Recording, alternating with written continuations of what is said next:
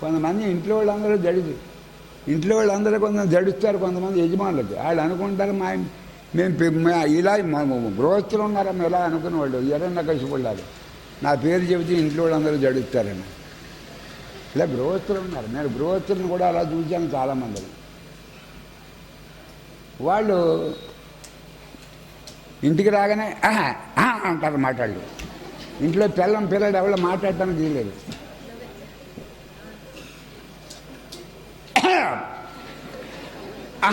ఇలా ఏదో అంటారు, మాకు ఏదో ఉంది అంటే సైలెన్స్.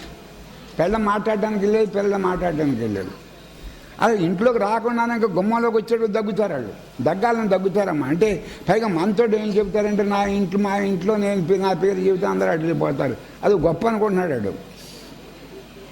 మీరు నేను చెప్పిన మాటలు నమ్మొద్దు. ఇటువంటి మాటలు మీరు ఇటువంటి వాళ్ళని కూడా చూడండి. నేను చెప్పిన మాటలు నేను నమ్మొద్దు. వాళ్ళు ఈ సింహద్వారం దగ్గరికి వచ్చేవాడికి దగ్గు రాపోయినా దగ్గుతారు. అంటే మేము వస్తున్నాం, అందరు రెడీగా ఉండి అడిగిపోవాలని. ఎక్కడ వాళ్ళు అక్కడ గప్పి చెప్పాను. అలా భయపోయి ఈ ప్రహ్లాదు ఎలా భయపట్టాలని వీళ్ళు చెప్పేది హిరణ్యకశిపుడు గోల. మీరు నేను హిరణ్యకశిపుడు కూడా వదిలేయండి. అటువంటి వాళ్ళు ఇప్పుడు ఇళ్లల్లో ఉన్నారు. యజమానులు కొంతమంది ఉన్నారమ్మా. వాళ్ళు ఏం చెబుతారంటే మా ఇంట్లో అందరూ నేను చెబితే జడిచిపోతారని అంటారు. వాళ్ళు గుర్తు కోసం ఇంట్లోకి వస్తున్నామని చెప్పడానికి ఎలా అంటారు. ఏదో దగ్గుతారమ్మా. దగ్గు ఏంటో తెలియదు. ఇంటి వాళ్ళలో మాట్లాడటానికి తెలియదు. ఇంకా వాడికి ఏ టైంలో అన్నం పెట్టాలో వాడికి మనం చెప్పడాడు, మనం పెట్టేయరు. వాడికి ఏం కావాలో కూడా చెప్పడం, మనం పెట్టేయలేదు. వాడు ఏ వారం తింటాడో అది మనం పెట్టేయాలి. అక్కడ మాట్లాడి ఆడు అడగడం. ఒకవేళ ఆడు మనం పెట్టామనుకుని ఇలా పైకి ఎత్తాడు, తలకి ఏదో కళ్ళారు చేస్తూ వస్తాడు. మనం ఇంకా ఆ పిల్ల వంక చూసి వాళ్ళు ఉన్నారమ్మా అలాగా. ఇప్పుడు వాళ్ళు అనుకున్నట్టు వీళ్ళు వడ్డించాలనుకోండి, ఆ పిల్ల వంక ఇలా చూస్తారు. అంటే ఇది చెప్పించడం అది అంటే వాళ్ళు రాయి అయిపోమనా, ఆ పిల్లలను రాయి అయిపోమనా. కొన్ని కావాల్సింది అడగొచ్చు కదా. ఒకవేళ మర్చిపోతారమ్మో. ఒకసారి మజ్జిగ కూడా పెట్టడం మర్చిపోతారు. కొన్ని మజ్జిగ పెట్టమని అడగొచ్చు కదా. ఇలా చూస్తారు.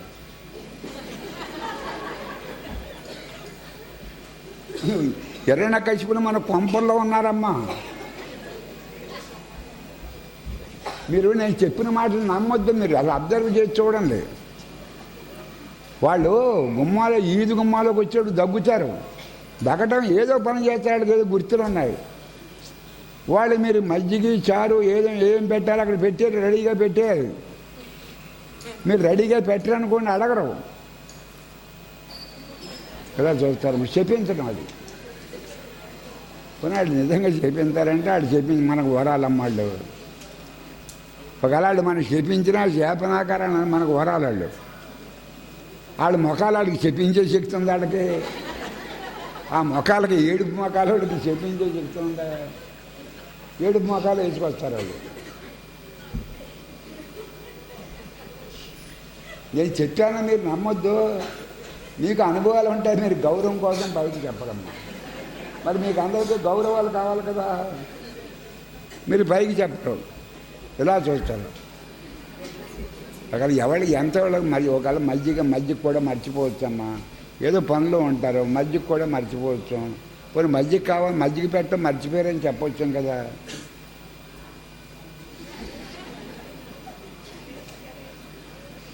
ఏంటి అన్నీ చెంగల పనులు కాబట్టి ఏంటి వాళ్ళకి ఎంత ఎటువంటి వాడికైనా మరిపోతుంది. నేను చెప్పిన మాటలు ఒక్క మాట మీరు నమ్మొద్దు. ఇంటికాడ చూసుకోండి మీ పరిస్థితులు. అందరి ఇళ్ళకాడ కాదు. అంటే తర్వాత ఈ సంపాదించిన వాళ్ళు కూడా కొంచెం గర్వం ఉంటుంది. సంపాదించడం కదా వీళ్ళందరూ పడి ఉండాలి బానిసలని. మేము ఇంకా సంపాదన లేనప్పుడు నా ఇంటోడు గౌరవం ఉంటుంది. ఇంకా ఏదో పచ్చడి ఉంటే ఇంకోటి అన్నం ఉంటుంది, అన్నం ఉంటే పచ్చడి ఉంటుంది. మా మాటలు వదిలేయండి. ఇప్పుడు బాగా సంపాదించిన వాళ్ళు కొంచెం అది ఉంటుంది వాళ్ళకి. మేము ఇంత సంపాదించాం కదా వీళ్ళు ఇంత నిర్లక్ష్యంగా ఉన్నారండి కొంపల్లోనే అని కొంచెం గర్వం ఉంటుంది వాళ్ళకి. ఆ గర్వానికి మీరు కొంచెం మేత పెడతా ఉండాలి.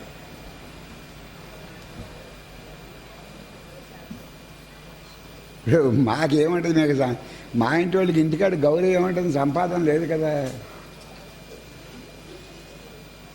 సంపాదించిన వాళ్ళకి ఉంటుందమ్మ, ఇలా చూస్తారు. మేము ఎలా చూసినా ఇంటికి మా కళ్ళు పోతాయి కానీ ఇలా మా కళ్ళు మంటలు కానీ ప్రయోజనం మమ్మల్ని ఎవడో జడ్డు మాకు ఎవడో జడ్డు ఒక ఎలా చూసినా కళ్ళు మంటలు, మా కళ్ళు మంటలు.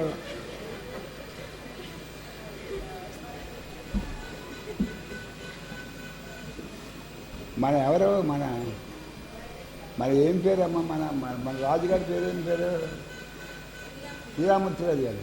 శ్రీరామూర్తిరాజు గారు నన్ను ఎప్పుడు గర్వం చూడలేదమ్మా. నేను శ్రీరామూర్తిరాజు గారు సంపాదించారు కదా, ఎప్పుడూ గర్వం చూడలేదమ్మా. ఆయన ఉద్యోగం చేసినప్పుడు ఎలా ఉన్నారో ఎవరో మన హైదరాబాద్ శ్రీరామూర్తిరాజు గారు ఉద్యోగం చేసినప్పుడు ఎలా ఉన్నారో, డబ్బు సంపాదించడం అలాగ ఉన్నారు. ఆయన నేను చూశానమ్మా వికారం లేకుండా. నేను చూశానమ్మా వికారం లేకుండా. నేను మా ఇంటికి వచ్చినప్పుడల్లా అరుణాచలం వస్తున్నారా, కాశీ వస్తున్నారా అని అడిగితే, ఎందుకంటే మీరే అరుణాచలం మీరే కాశీ అనేవారు. నేను చెబితే కాశీలో గది కట్టించారమ్మ, అలాగే చిన్న తిరుపతిలో గది కట్టించారు, కాశీలో గది కట్టించారు, మంచి గది కట్టించారమ్మ కాశీలో. ఏదో ఆయన లేరు కదా, ఆయన ఉన్నా లేకపోతే ఎవరో ఒకళ్ళు ఉంటున్నారు కదా. ఇప్పుడు ఎవరో ఒకరికి భక్తులకు ఉపయోగపడుతుంది కానీ ఆయనకి డబ్బు ఉందని ఎప్పుడు వికారం పొందలేదమ్మా. మన లక్ష్మి మీద మొట్టమొదటి ఎంత ఇష్టంగా ఉన్నారు, ఆయన చనిపోయి చివరి రోజు వరకు మన లక్ష్మి అంటే అంత ఇష్టంగానే ఉన్నారు. ఏంటి చివరి రోజు వరకు కూడా లక్ష్మి అంటే అంత ఇష్టంగానే ఉన్నారు. అది సమానత్వం. ఏంటిది? దాన్ని సమాన బుద్ధి అంటారు. ఏంటి ఇంగ్లీష్లో ఈక్వల్ మైండెడ్నెస్ అంటారు. ఏంటిది? Equal mindedness. మన అలా శ్రీరామూర్తి గారిని చూశారమ్మ. ఆయన జీతం తెచ్చుకున్నప్పుడు ఎలా ఉన్నారు, కొంతకాలం జీతానికి చేశారు కదా, జీతం తెచ్చుకున్నప్పుడు ఎలా ఉన్నారో తర్వాత ఎంత డబ్బు సంపాదించినా అలాగ ఉన్నారమ్మా. ఇలా చూడటం ఈ గొడవలు లేవమ్మా.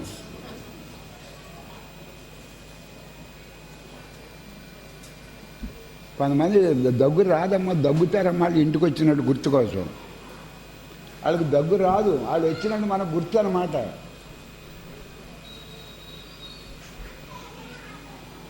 ఏంటి ఇవన్నీ వికారాలు. ఏంటి ఆ గుణాలు, ఆ మనుషుల్లోని గుణాలు, ఆ గుణాల్లోని వికారాలు, ఆ గుణాల్లోంచి వచ్చి కర్మలు, వాటి వెనకాల మీరు తిరగకుండా ఇది భగవంతుడు చెప్పేది ఇక్కడ. ఆ జనాన్ని మీరు వదిలేయండి, మీ పద్ధతిలో మీరు ఉండండి. అయితే వాళ్ళతోటి విరోధం పెట్టుకోవద్దని